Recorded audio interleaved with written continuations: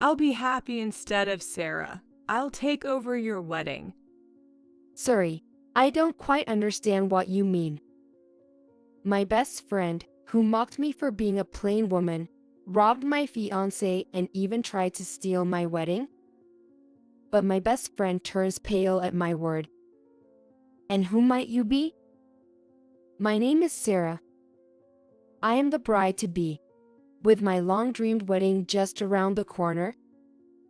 I always wanted to get married in my 20s during my student days, but I realized in my early 20s that finding a life partner was not easy.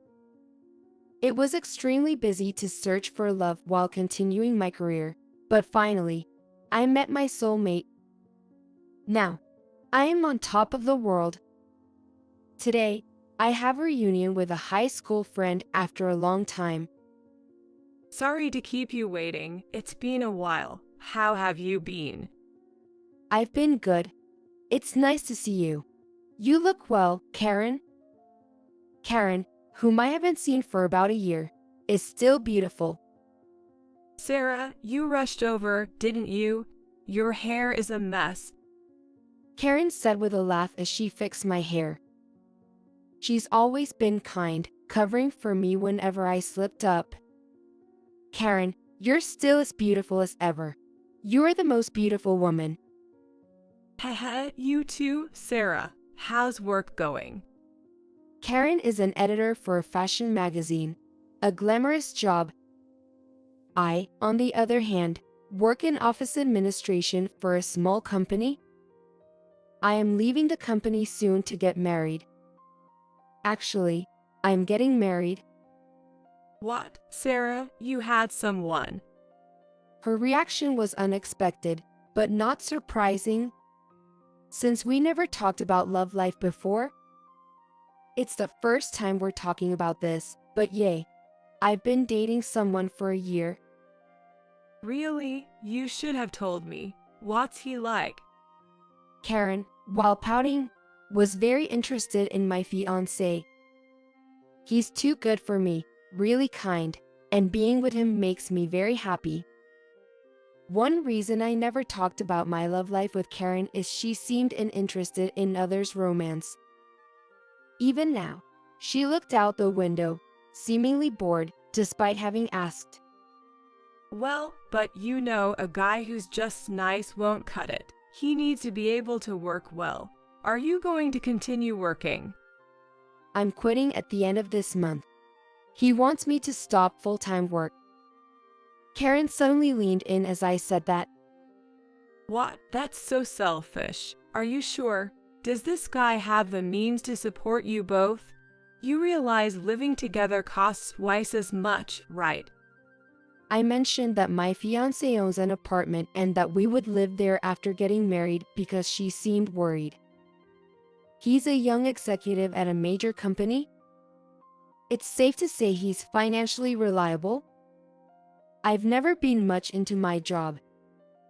When he suggested me to be a stay-at-home maker, I was secretly thrilled.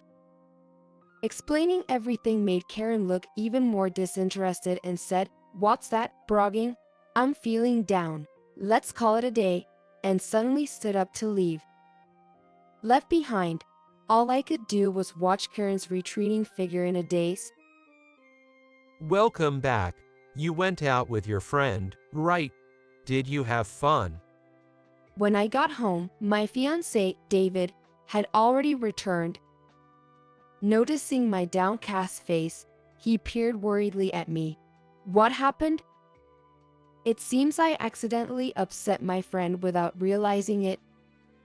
David made coffee, and as I explained the situation, he said, "Maybe this girl, Karen, is just jealous of you, Sarah." That would be the natural conclusion, but Karen is much prettier by far.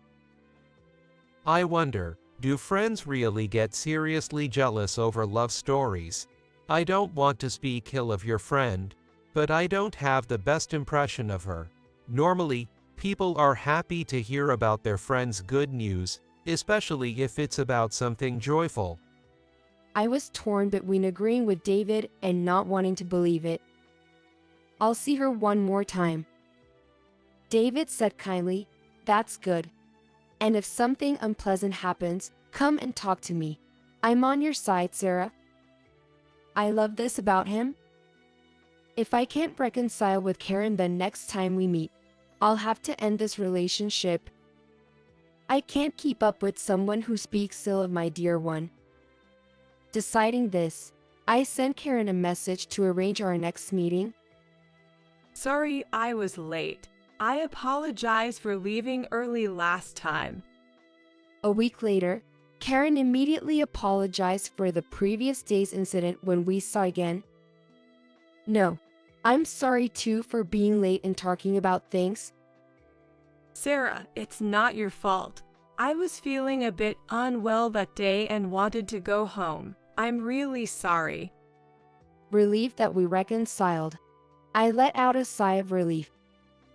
Tell me about your husband, Sarah. He's kind, isn't he? Yes, he secretly booked the wedding venue I've always dreamt of. I was so moved I cried. Karen exaggeratedly cheered. Wow. We got excited talking about cliched things like wedding dates and rings. Hey, is he handsome? Show me his picture. Karen asked with a grin. Well, he's a bit older, but I think he's handsome. He's tall too. Do I have a picture?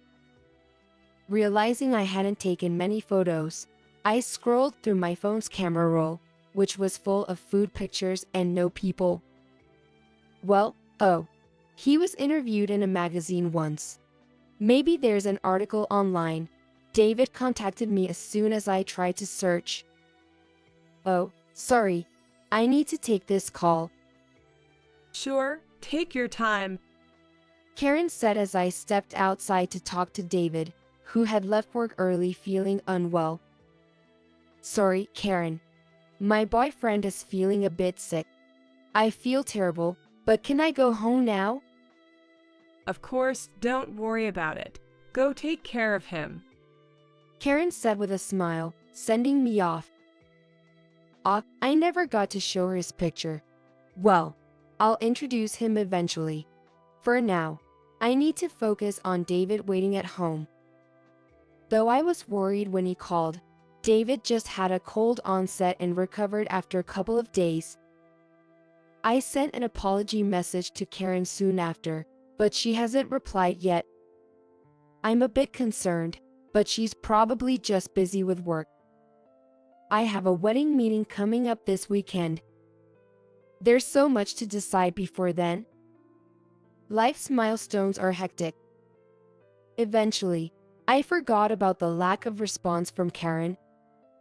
And on the weekend, as soon as we arrived at the venue, the planner approached us with a worried look. There was a message that the wedding and guests remain the same, but the bride has changed. Such harassment happens rarely, but they managed to handle it, concerned something had happened to me. The person didn't give a name, just mentioned she would be the new bride. After discussing precautions for future pranks, we finished planning the ceremony details by midday. Having lunch at a cafe, David looked at me worriedly. Sarah, be careful for a while. The prankster might be someone close to us. Okay, I understand. And you take care too, David. You've just recovered from your cold.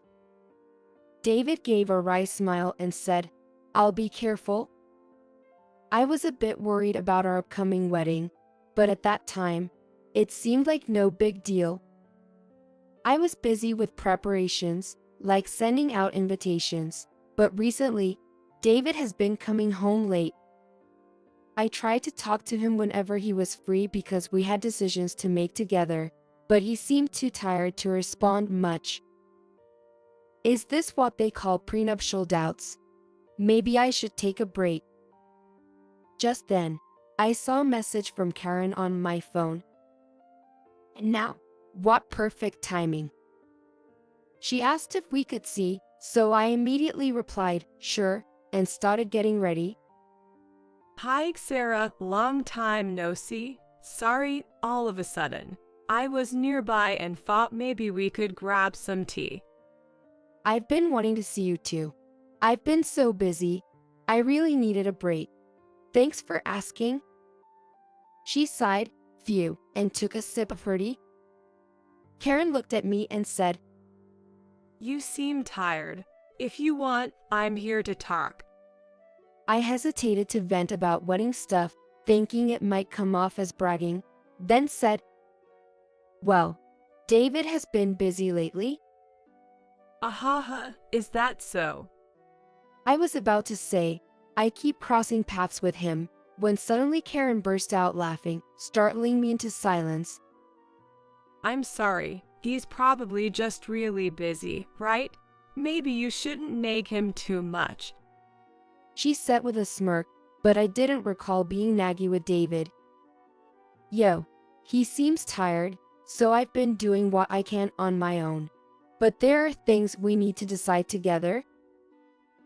Well, you want a nice wedding, right? But you know, there's a lifestyle that fits each of us.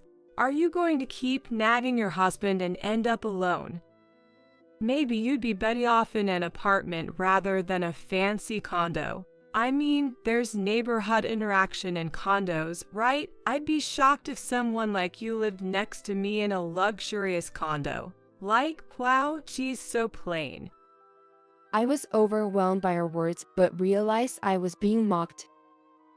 That's horrible. Why would you say that? Well, it's the truth.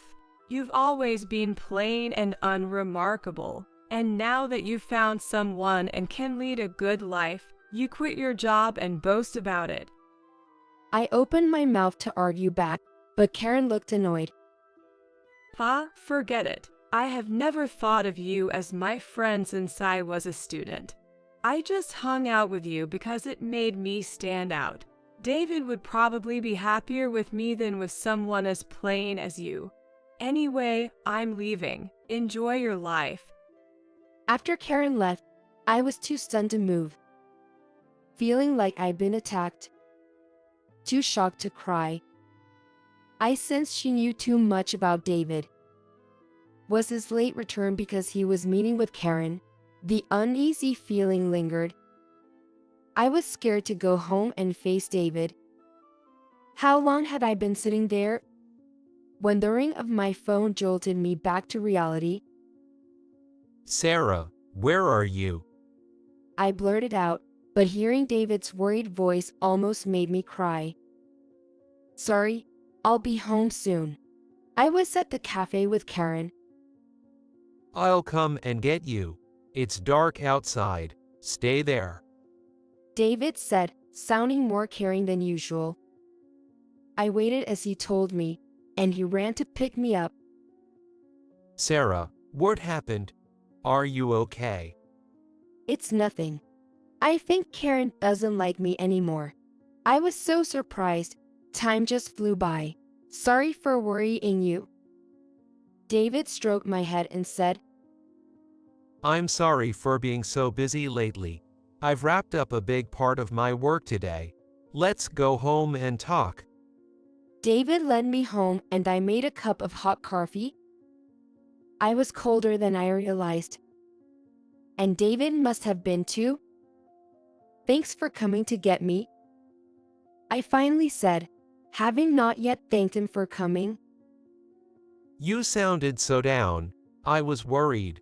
Can you tell me what happened with Karen? I slowly recounted what Karen said, and David looked puzzled. Karen, I haven't met her, have I? No, I don't think so. Seeing David's baffled reaction made me feel silly for suspecting him of having an affair with Karen. Then David shared something I had completely forgotten about. Actually, I didn't want to worry you, but prank calls to the venue have continued. I was surprised both at myself for nearly forgetting and at the fact that the calls were still happening. So, I'm thinking we should move the wedding up by a week. Due to the frequent calls, the venue suggested rescheduling. They would handle it as a new booking, so the prankster wouldn't know and couldn't cause any more trouble. Apparently, the caller had been giving detailed instructions for the guests and the ceremony, which the venue couldn't keep up with. The paperwork is already done, and the invitations have been changed. I'm sorry for not consulting you. I've been coming home late because I've been trying to wrap up work early. No, I appreciate that you were thinking of me. Thank you. David smiled warmly and said, "Of course." We spent the available time planning the wedding, and soon the day arrived. The ceremony at the venue we dreamed of was wonderful and memorable. I can truly say I'm happy to be married to David. After the wedding, we left for a 1-month honeymoon.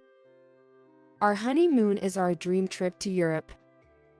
One morning, about a week in, while we were enjoying breakfast in our hotel, the phone rang. Sarah, your phone is ringing. It's from Karen. Why is she calling? I hadn't contacted her since our fallout, wondering why she would reach out now. I answered it, feeling strong because I wasn't alone and not in the USA. "Hello, Bo, a video call?" Hey Sarah, aren't you late? On the screen, Karen appeared in a wedding dress. It's not funny for the bride to be late. Or did you realize and run away? I'm all set here. What is she talking about? I couldn't process fast enough to respond. The dream venue, the dream wedding, and then living in a condo. You're getting what you deserve for living beyond your means, right? Well, I'll be happy in your place. It must hurt, but you can still come, you know. Despite the hurtful words she seemed sure would affect me, I knew I had to clarify. Well, I don't know what you're talking about. I'm not in the USA right now. I can't come there. Karen looked shocked. Where are you? Why aren't you in the USA? Today is your wedding, right? Actually, our wedding was last week, and now we're on our honeymoon in Europe. What are you doing, Karen? What do you mean by taking my place? It started to make sense. Maybe Karen was the one making the calls to the venue, intending to take over the wedding I was supposed to have. David, listening next to me, seemed to realize the same thing, watching the screen with a stern expression. No, this makes no sense. You're on a honeymoon alone. Pretending to have a partner is just sad, especially when the groom is here. Karen said, turning the camera to show a man beside her. I struggled for words but could only ask one thing. Well, who is he? Karen froze with a smile. What? That's your guy, right? Have you lost your mind? But the man was a stranger to me. What's going on here? I looked at David in confusion and he was staring at the screen with wide eyes. John, what are you doing? Oh, boss, good evening. Isn't today your wedding day? Apparently, John and David know each other. David, with a look of realization, asked me to let him handle it. I quickly agreed, realizing I couldn't sort this out myself. Hello, Karen. I'm David, Sarah's husband. Just saying that turned Karen's face pale. You mistook John for Sarah's husband by mistaking me for John. I don't know how you got that idea. No, that's a lie. I saw the name on Sarah's phone, and I checked a photo from the magazine interview. You're engaged, right? That's what you said. You kept bothering me about it. It seemed she had sneaked a look before but must not have seen clearly. She confused John for David, and the photo in the article as well. Even with David beside me, making it clear she was mistaken, she confronted John, blurting out incredulous things. What? Engaged? You mean married, right? Yes, I have a wife. What? Are you kidding, John? You're married. Who's a crazy one here, trying to marry a married man? Karen, it seems you were trying to trap Sarah, but John, whom you mistook for me, was fired for infidelity. This time, I was the one surprised and turned to look at David. It turned out John was a former colleague at David's company who had been relocated after his affair was discovered a year ago and then forced to resign after repeating his misconduct. However, he himself wasn't convinced and became a nuisance, loitering around the company and bothering the employees. David gave Karen the final blow as she stared at John, unable to accept the wrong person. John's wife is used to handling these situations. I think you can expect a formal notice for the evidence of infidelity. Karen glared at John, then at us. David moved the phone to shield me from her stare. It really annoys me that you alone get to be happy, being so plain compared to me. Actually, Sarah is far better than you. David retorted, making Karen furious. A formal notice. I don't care about compensation.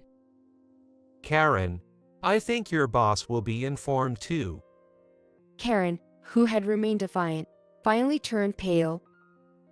If the company is notified, everyone will know of the affair, leading possibly to demotion or forced resignation. Please don't contact Sarah again. If you do, we will report it to the police. And don't even think about visiting. This screen showed a chaotic scene.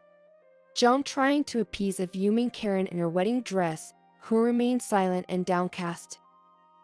Unbothered, David ended the call. The wedding costs will probably fall on Karen since John can't afford it. He remarked, checking my reaction. I probably won't see Karen again.